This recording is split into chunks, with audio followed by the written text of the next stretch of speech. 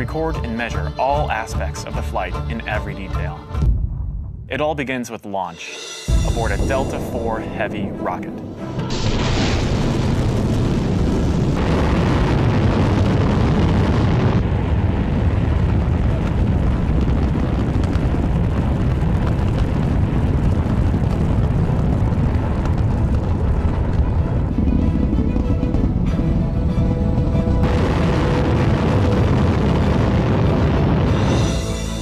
As it punches into Earth orbit, Orion will jettison its launch abort system. The abort system is a safety feature designed to pull Orion and its crew out of danger if there were a problem with the rocket during ascent. Orion's journey is just beginning. As the spacecraft and the upper stage begin their first lap around Earth, Mission Control in Houston is monitoring the progress of the flight. Orion's over 100 miles up and going about 17,000 miles per hour. Just as it passes over the Indian Ocean, we lose communication.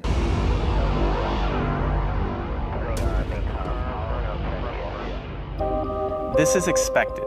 The communications link we have through satellites to Orion is momentarily lost, but Orion continues to receive and process data. Its computers can handle 480 million instructions per second. Imagine you are traveling with Orion as the flight test continues. One orbit completed. Time to go. The upper stage of the rocket fires again. Like the setup for a roller coaster ride, this is the big climb we've been waiting for. We are headed 3,600 miles above Earth. 15 times higher from the planet than the International Space Station. As we get further away from Earth, we'll pass through the Van Allen belts, an area of dangerous radiation. Radiation like this could harm the guidance systems, onboard computers, or other electronics on Orion. Naturally, we have to pass through this danger zone twice, once up and once back. But Orion has protection. Shielding will be put to the test as the vehicle cuts through the waves of radiation. Sensors aboard will record radiation levels for scientists to study. We must solve these challenges before we send people through this region of space.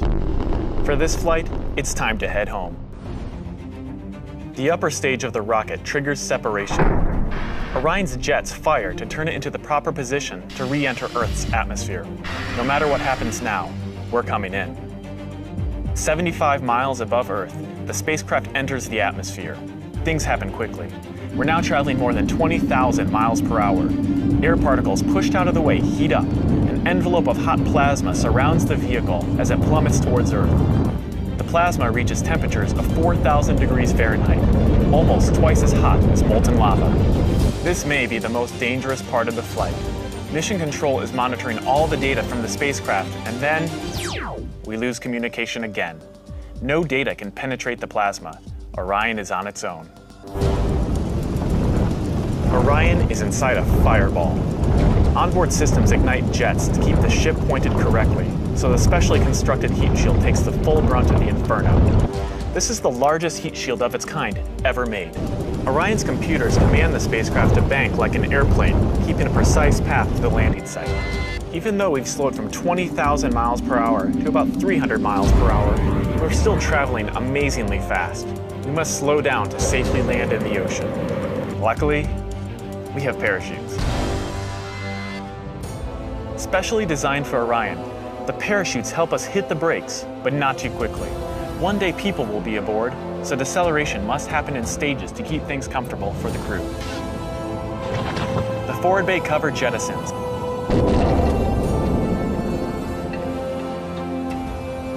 Two drogue chutes deploy and slow the returning spacecraft down to 175 miles per hour.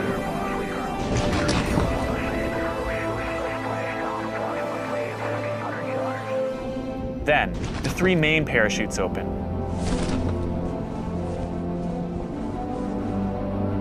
Once fully engaged, this canopy would cover an American football field. It takes parachutes this size and strength to slow our descent to 20 miles per hour, and then splashdown. For this first flight, we won't have astronauts inside, but we still have some very precious cargo.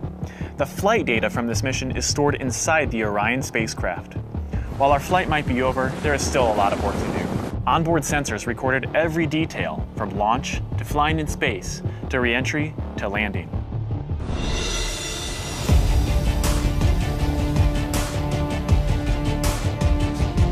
Flight tests are difficult and complex, but they give us confidence that the systems we have designed work under real flight conditions.